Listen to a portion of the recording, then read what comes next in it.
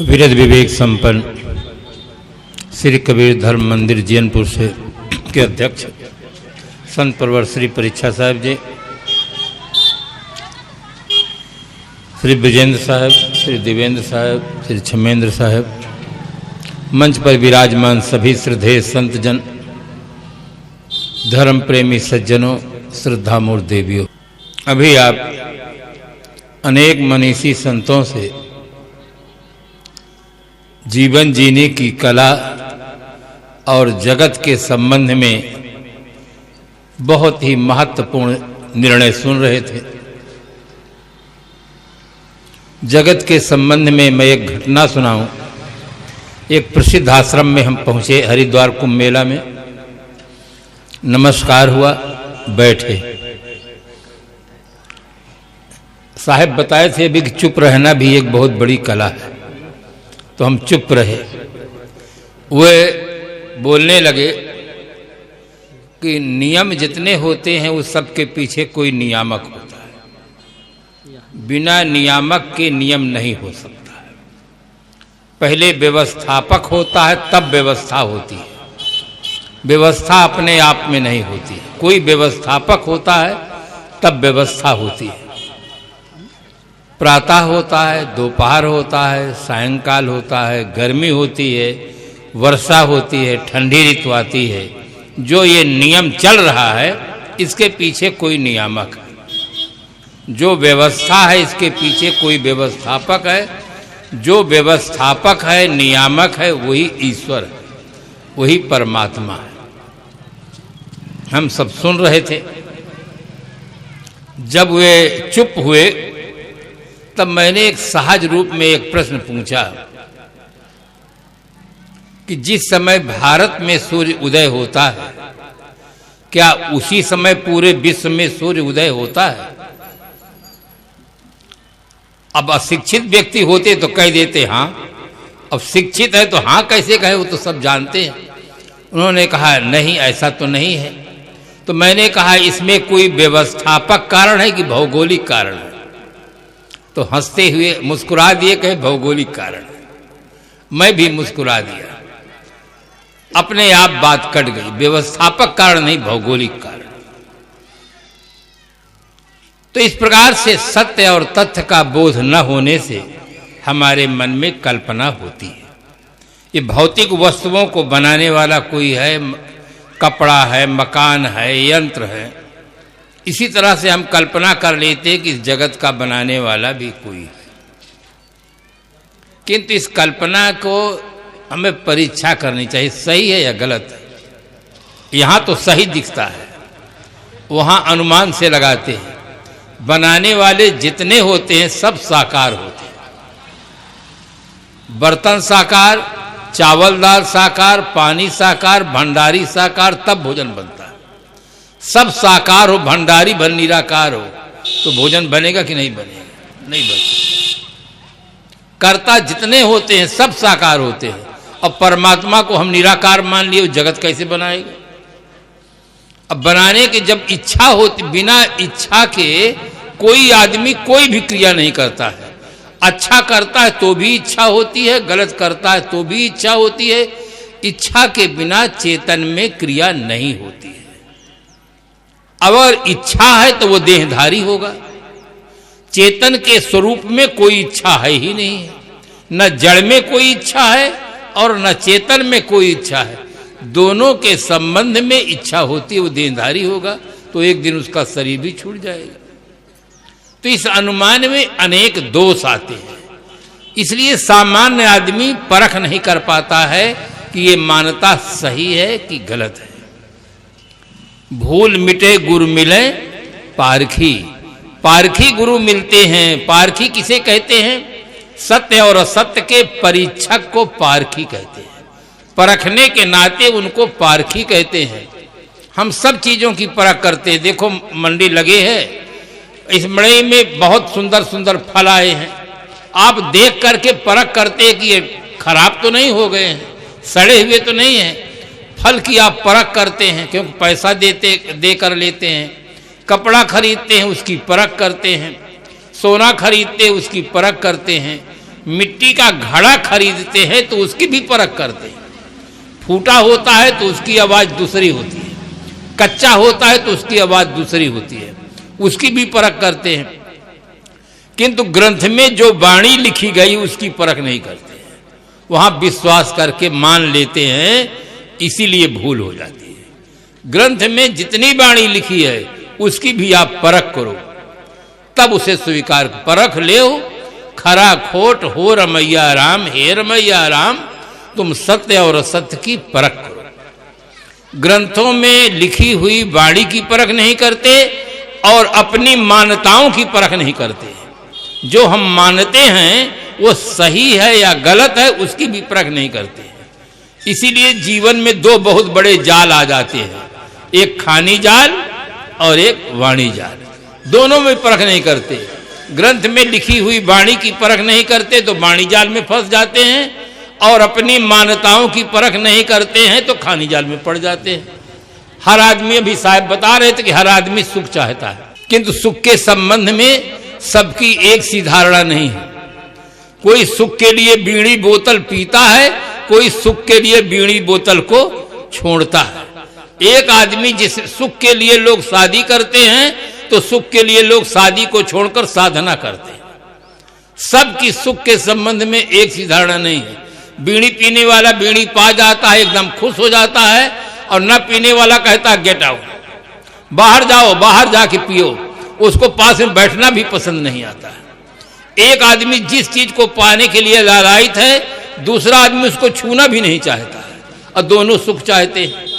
सुख है क्या चीज, इसकी हम कभी परख किए ही नहीं। सुख है क्या चीज, सुख चाहते हैं, किंतु सुख क्या है, सुख क्यों प्रतीत होता है, पदार्थ में है या नहीं है, कभी इन चीजों की परख नहीं करते।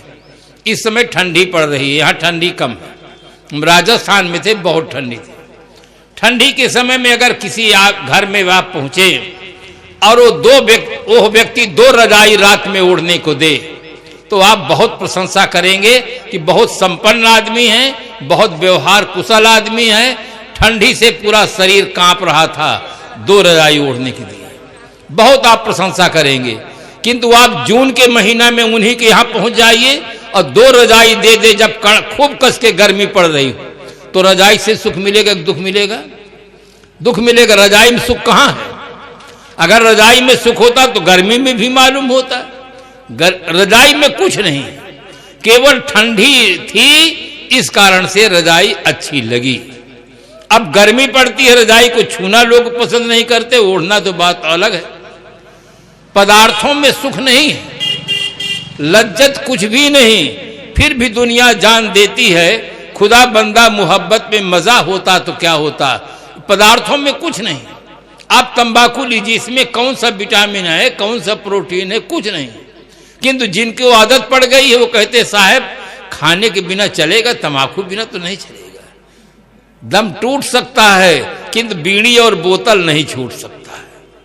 मर जाने के लिए तैयार है, कहते साहब इसके बिना नहीं चलेगा, इसके बिना हम जी नहीं सकते, इसके बिना हम रह नहीं सकते हैं। और पास में दूसरा व्यक्ति रहता है, वो जीवन में उनको छूता ही नहीं है, अब पूरा जीवन उनका चलता है।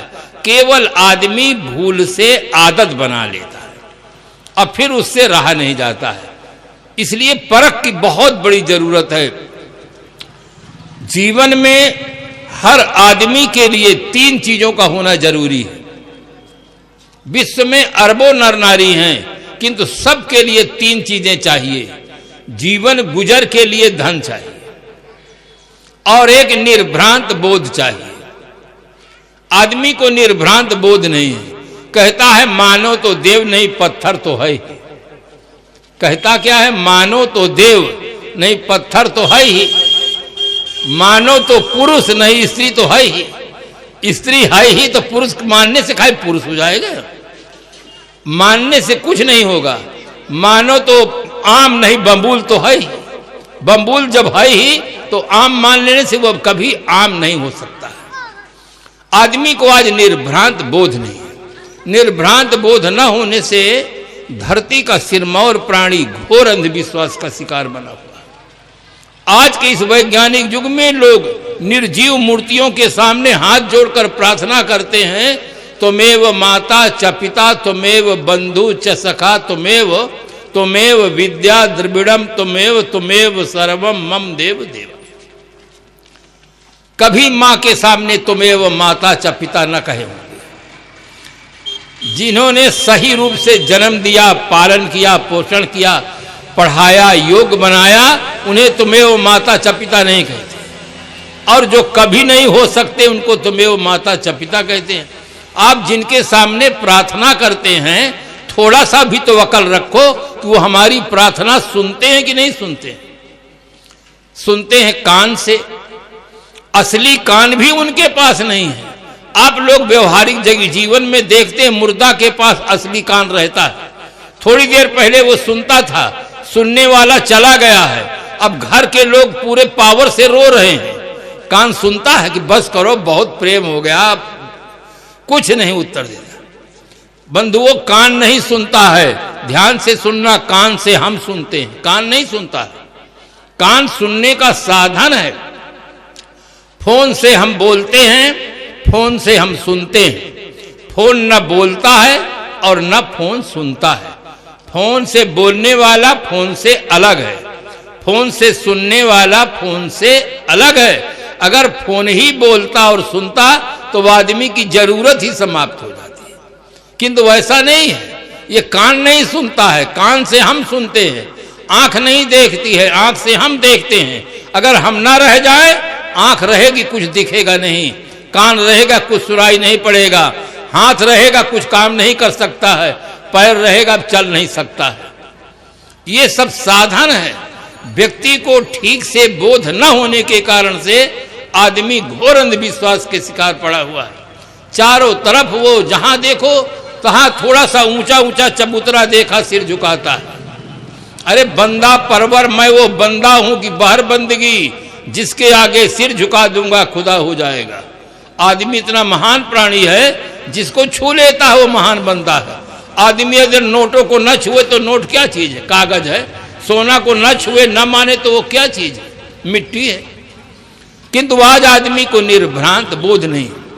आप थोड़ा सा घर से चले बाहर, मुकदमे में जा रहे हैं, एक विधवा स्त्री मिल गई, घड़ा लिए है खाली, आपके दिमाग में ये भ्रम हो गया, मान्यता बैठ गई है कि विधवा का होना अशुभ है। दूसरा खाली घड़ा लिए हुए है, अब तो हमारा काम नहीं बनेगा।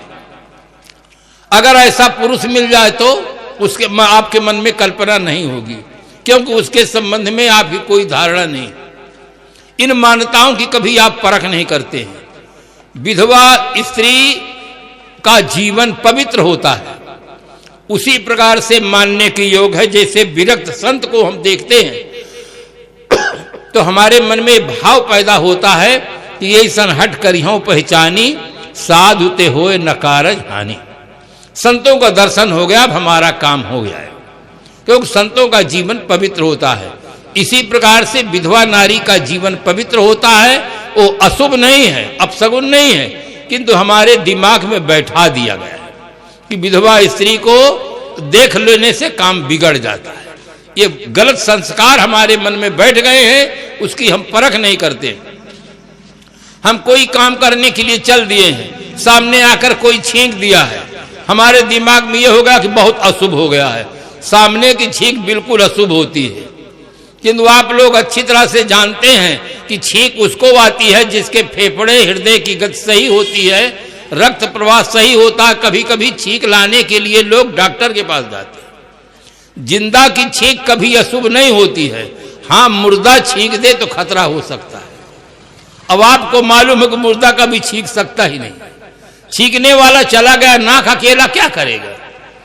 इसलिए हमारे दिमाग में जो मान्यताएं बैठी हुई है, ये मान्यताओं की हम परख नहीं करते।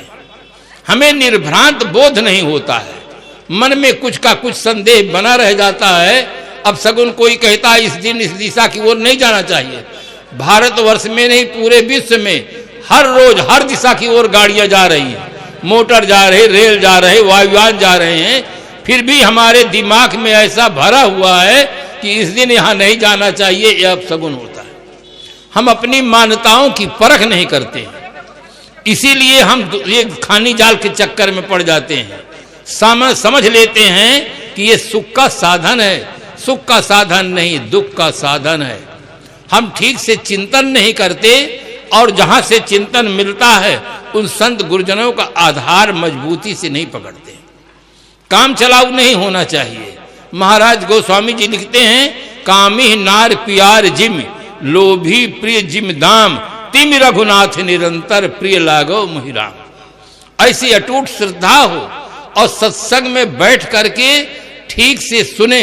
सुनना भी एक कला है, सबको नहीं आती है। लोग घर से चले आते हैं, शरीर यहाँ बैठा है, मन वही है घर में कि बहू रानी क्या करती होगी, बच्चे आने का टाइम हो गया है, कोई खतरा तो नहीं, कुछ न कुछ। शरीर यहाँ बैठा है, मन घर में बैठा है, दुकान में बैठा, मित्रों के पास बैठा है। क्या सत्संग हुआ? कि बहुत बढ़िया। अरे हुआ क्या बताइए? कहा ये तो ख्याल नहीं है। क्यों ख्याल नहीं है? वहां ध्यान नहीं था। सुनना भी एक कला है। एक दिन आप सुनिए, जितना सुने हैं अगर ठीक से सुनेंगे तो सारा भ्रम दूर हो जाएगा। कभी दिमाग में नहीं आएगा कि जिंदा की छींक अशुभ होती है, कभी दिमाग में नहीं आएगा कि विधवा नारी अपशगुन होती है। एक ने कहा विधवा को जिंदा नहीं रहना चाहिए, तो दूसरे ने उठकर प्रश्न खड़ा कर दिया कि विधवा को जिंदा नहीं रहना चाहिए तो महाराज दशरथ के न रहने पर कौशल्या के कई सुमित्रा को जलाया क्यों नहीं गया, उन्हें जिंदा क्यों रखा गया? ये आदमी घोर अंधविश्वास का शिकार है। नारी जगत के प्रति पुरुष लेखकों ने सही ढंग से लिखा नहीं, सही ढंग से काम नहीं किया। नारियों को उपदेश दिया कि एक धर्म एक व्रत नेमा, काय वचन मन पतिपद प्रेमा, और अपने लिए 3-3 रानियां रखते रहे। 3-3 रानी राजा दशरथ रखे और उसी का परिणाम उनको भोगना पड़ा है। अगर एक रानी की संतान होते तो ये ग्रह कला नहीं मचता, न दशरथ जी को इस प्रकार की स्थिति होती, न राम को बन जाना पड़ता। बहुत होश में पढ़ना चाहिए इन ग्रंथों को। अगर पुरुष 2 पत्नी रखता है, अगर एक स्त्री 2 पति रख ले तो जिंदा मार दे उसको, और अपना बड़े आदमी है, कोई बात नहीं है। इस प्रकार से गलत न्याय दिया गया है। सबके लिए एक समान नियम होना चाहिए, एक समान व्यवस्था होनी चाहिए। हम अपनी मान्यताओं की परख नहीं करते हैं। हम सोच लेते हैं, दूसरों को बीड़ी पीते देख लेते हैं, सोचते हैं इसमें मजा होगा तभी तो ये पीते हैं। हम ऐसा मान करके हम भी पीने लग जाते हैं, फिर आदत पड़ जाती, फिर रहा नहीं जाता है, फिर कहते हैं साहब इसके बिना तो नहीं चलेगा। एक आदमी ने कहा साहब ये तो शमशान में छूटेगा, हमारे बस की बाहर की बात है। आदमी इतना हिम्मत हार गया है, कहता है शमशान में छूटेगा। आदत को बनाने वाले आप हैं, आदत को मिटाने वाले आप हैं। दोनों क्षमता आपके पास है। आप आंख खोलकर देख भी सकते हैं, आंख आप बंद भी कर सकते हैं। आप बोल भी सकते हैं, मौन भी हो सकते हैं, चल भी सकते हैं, बैठ भी सकते हैं। दोनों शक्ति आपके पास में है। अगर गलत आदत पड़ गई है, गलत संग से आदत पड़ गई है तो अच्छा संग करके आप छोड़ भी सकते हैं। अपनी शक्ति को आप याद रखें। आपन तेज संभालो आपे, तीनों लोग हाँकते कांपे। मनुष्य के पास बहुत बड़ी शक्ति है, किंतु उस शक्ति को जागृत करने के लिए कोई सद्गुरु चाहिए, संत चाहिए, जो हमें प्रसुप्त शक्ति को जागृत कर दे। इसी के लिए सत्संग आवश्यक होता है। तो हर व्यक्ति का पावन कर्तव्य है कि जो गलत आदतें हमारे जीवन में हैं, इन आदतों को छोड़ें। आदत रहित जीवन, स्वतंत्र जीवन, परम निश्चिंत जीवन जीने का सौभाग्य प्राप्त करें। और ये केवल मानव जीवन में संभव है और किसी जीवन में संभव नहीं। क्यों? वहां कोई प्राणी बुद्धिजीवी नहीं है, अपनी मान्यताओं की परख नहीं कर सकते हैं और निर्मल जीवन जीने के सौभाग्य नहीं प्राप्त कर सकते। ये आपका परम सौभाग्य है कि मानव जीवन मिला है। अपनी मान्यताओं की परख करें, परख करके उनको त्यागने का साहस रखें। धीरे धीरे रेमना, धीरे सब कुछ हो। 2 प्रकार के आदमी पाए जाते हैं, एक विल पावर वाले होते हैं, एक सामान्य पावर वाले होते हैं। हम लोग बैठे हुए हैं, अगर ऊपर से सांप गिर पड़े, काला नाग, तो धीरे धीरे उठेंगे, तेजी से भाग जाएंगे। सब तेजी से भागेंगे, धीरे धीरे कोई नहीं जाएगा। इसी प्रकार से जो आदमी समझ लेता है कि ये गलत आदतें ही हमारे दुख का कारण है, परतंत्रता का कारण है, अनेक समस्याओं के कारण है, धन भी बर्बाद होता है, समय बर्बाद होता है, वो आदमी एक बार में संकल्प करता है और सारी गलत आदतों को छोड़ देता है। एक आदमी वो है जो क्रमशः छोड़ता है, एक कम किया, 2 कम किया, 3 कम किया, धीरे धीरे समाप्त हो जाता है। हर आदमी को चाहिए सत्संग में आकर के हम जीवन जीने की कला सीखें। सत्संग हमें सबसे पहले यही बोध देता है कि मानव जीवन उत्तम जीवन है, जीने की कला सीखो। आज आदमी पढ़ना सीखा, लिखना सीखा, कल कारखानों का बनाना और चलाना सीखा, नहीं सीखा तो सिर्फ जीवन जीना नहीं सीखा। पैसा कमाना खूब सीखा है किंतु जीवन जीना नहीं सीखा। पैसा खूब कमा लिया, सिगरेट पी रहा, शराब पी रहा, अंडा मुर्गी खा रहा, उस जीना नहीं आया है। हर व्यक्ति को पहले जीना आना चाहिए। अगर जीना आ जाए तो सास बहू में तनाव नहीं हो सकता है, भाई भाई में वैमनस्य नहीं हो सकता है।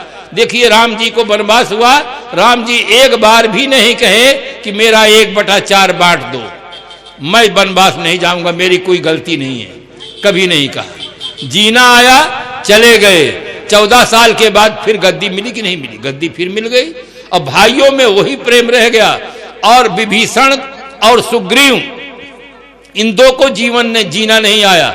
जब राम वापस आते हैं अयोध्या में, भरत और राम मिलते हैं, दोनों भाइयों को मिलने की दशा को देख करके सुग्रीव और विभीषण के मन में पश्चाताप की अग्नि लग जाती है कि एक भाई ये हैं, 14 साल के बाद मिले हैं, दोनों भाई के आंख से आंसू बह रहे हैं, दोनों एक दूसरे से लपटे हुए हैं। कितना प्रेम, कितना बड़ा त्याग। एक हम हैं कि अपने भाई का भेद बता के मरवा डाले।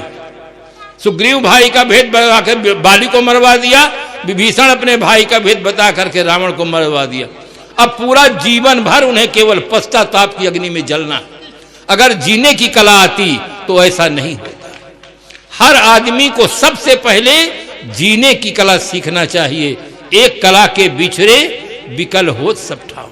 ये मानव जीवन मूल्यवान जीवन है। हम जीवन जीने की कला सीख करके जीवन जिए। एक शायर ने कहा, न खाने में मजा है न पीने में मजा है, गर ईमान दुरुस्त हो तो जीने में मजा है। जीने में बहुत मजा है किंतु जीना आए तब। सीने में सीने को जो सीना नहीं जानता, गर सांच पूछिए मुझसे तो जीना नहीं जानता। हर आदमी को जीना सीख करके फिर जिए, जिससे हमारा जीवन सार्थक हो, परिवार में सुमत हो, समाज में एकता हो और हर आदमी को एक अच्छा जीवन जीने का सौभाग्य प्राप्त हो। इन्हीं शुभकामनाओं के साथ हम अपनी वाणी को विराम देते हैं। यहाँ जो बुद्धिजीवी लोग हों तो हमारी पुस्तक है शेर और रुबाइयाँ, वो बुद्धिजीवियों के लिए है, जो मास्टर हैं, वकील हैं, नेता हैं, जिनको बोलने का काम ज़्यादा है। उसमें बहुत अच्छे अच्छे शेर हैं जिसे पढ़ करके वो अपने जीवन में परिवर्तन ला सकते हैं, वास्तविकता को समझ सकते हैं। और भी पुस्तकें हैं पर आप सत्संग में, क्योंकि सत्संग तो होता है 2 दिन का कार्यक्रम है, विभिन्न स्थानों से महापुरुष आए, उनको सुन लिए चले गए। और ग्रंथ अपने घर में रखते हैं तो उनको पढ़ करके समय अनुसार अपने जीवन की मान्यताओं को परख सकते हैं। और संत गुरुजन जब आए तो अपनी मान्यताओं को बता सकते हैं, पूछ सकते हैं, जिससे हमारी मान्यताएं सही हों, सही जीवन जीने का सौभाग्य प्राप्त